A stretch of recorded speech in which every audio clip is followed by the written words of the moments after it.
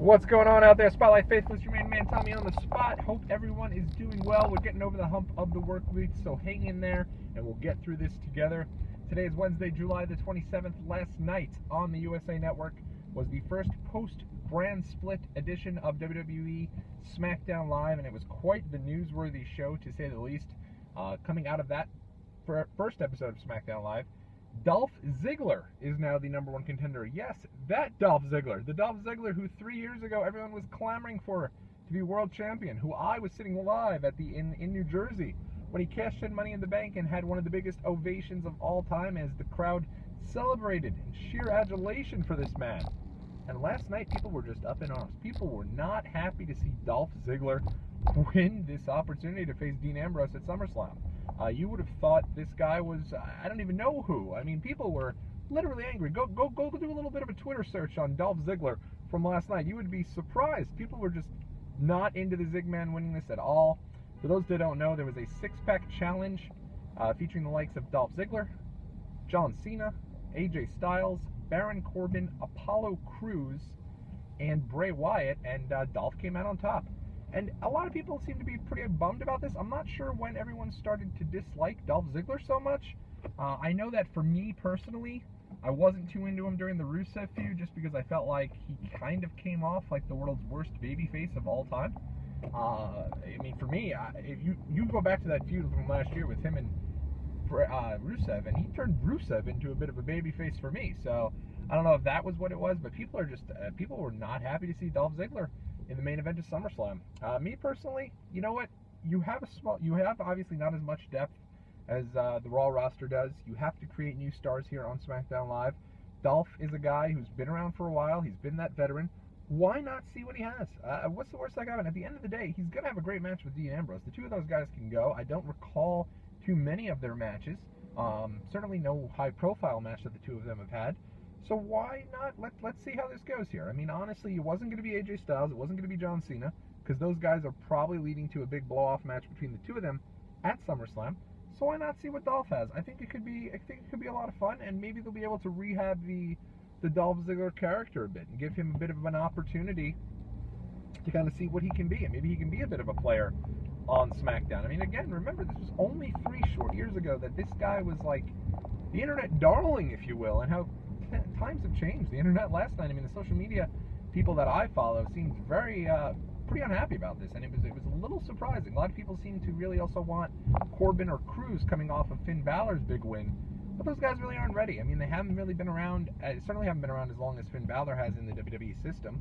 And you know, in regards to Corbin, while I do like Baron Corbin, I do think Baron Corbin has a good amount to offer and can be a player in the future. I don't think that he is nearly the seasoning that Finn Balor has to have such a high-profile match for the title. So, you know, why not Dolph Ziggler? I think people need to give this a chance here, because you know, at the end of the day, again, they're going to have a good match. I mean, tell me the last time Dolph Ziggler had I mean, I know he had a couple of matches with Baron Corbin, but that was when Corbin was just first coming up. But other than that, tell me a high-profile match Dolph Ziggler's had that hasn't been good. I mean, the guy delivers. So I'm excited for that match. I think it should be good. Another big story to come out of SmackDown is that 2 stars will be returning to the main roster, and those being Rhino and Shelton Benjamin. That's right, ain't no stopping me now. Shelton Benjamin back in the WWE fold, back on the SmackDown brand. I'm pretty stoked for that. He's been one of my favorites for a long time. I've been wanting to see Shelton come back, and it's going to be interesting to see how this goes. For a while there, Shelton was really on the up and up. I mean, he's obviously older now. I think he has been around for about 6 years, so he has, you know, he's definitely a bit older, but he can definitely go in the ring. Hopefully his promos have improved. I think his promos were really the one thing that kind of held him back from being that top of the crop type of guy. But it's going to be cool to see him back in the mix. Rhino's a guy, too, who has solid matches, but he's been having them for a while. I mean, he's been down there in NXT, for those who don't know, kind of working with the younger talent as that veteran presence.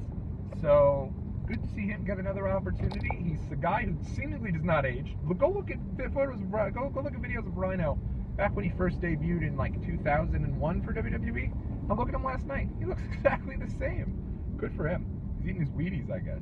But another thing I thought was really interesting about that last night in regards to Rhino, Heath Slater had the promo of the night. This guy was on fire last night, to the point that I was literally geeking out while texting a friend. This guy was really, really good, and people were getting behind him. It's obviously the idea of him not getting drafted is going to play into his storyline. I think it was done with obviously some intention, which is good, because I do think that Heath Slater could maybe be somebody who can kind of grow from this and be somebody who at least is a viable performer for the SmackDown brand. And yeah, so I guess we'll see where it goes from there. The other thing last night was the Divas. I thought the Divas were really good. Natty and Becky Lynch, to me, had a great match. I enjoyed the six-man a little bit more, but they had a really, really good match. And from there, I think it'll be interesting to see what they do with some of these newer Divas who are coming up, or some of these newer ladies. I don't know if they're Divas anymore, But Eva Marie had the entrance. I mean, with the whole introduction, the entrance, and that outfit. I mean, come on. But she looked great and she comes across so hated that, man, if she can just really finally learn to really get in there and work, she could be big time for them. So hopefully that's what she's been doing in this time where she's been away. But she got a hell of a reaction. And overall, I thought SmackDown Live was good. I thought that the production was good. I like some of the newer elements. The theme song, again, a major upgrade over the last theme song that they had. And I really like the promos before the match, before the main event, featuring all of the 6 competitors. Really built up the importance of that match, and that's really what they should do. Build up the main event, get people to tune in, say, hey, this is a match I want to see. I like the video packages too. Why not? You had a big match yesterday, you had a big hook, so why blow the Gable and Jordan debut? Bring American Alpha up next week. I love it. And they did a nice video to promote them, to build them up as this big entity, this big deal, and get people excited about their debut next week, which I am. I'm ready, willing, and Gable to watch. So should be a lot of fun, and it's been a couple of really strong days for WWE, starting with the big with the Battleground pay-per-view on Sunday, and then obviously the big Raw debut on Monday, and I thought SmackDown Live was good last night as well. So we'll see where it goes from here. It should be a lot of fun moving forward, though. And we will continue to chime in with all of you and get your thoughts on this right here on the Wrestling Drive. I apologize here. I'm trying to merge over, so I'm looking all 15 different directions. But I want to hear your feedback as well. What do you think about Dolph Ziggler? Do you hate the guy? Are you happy to see him get a shot here?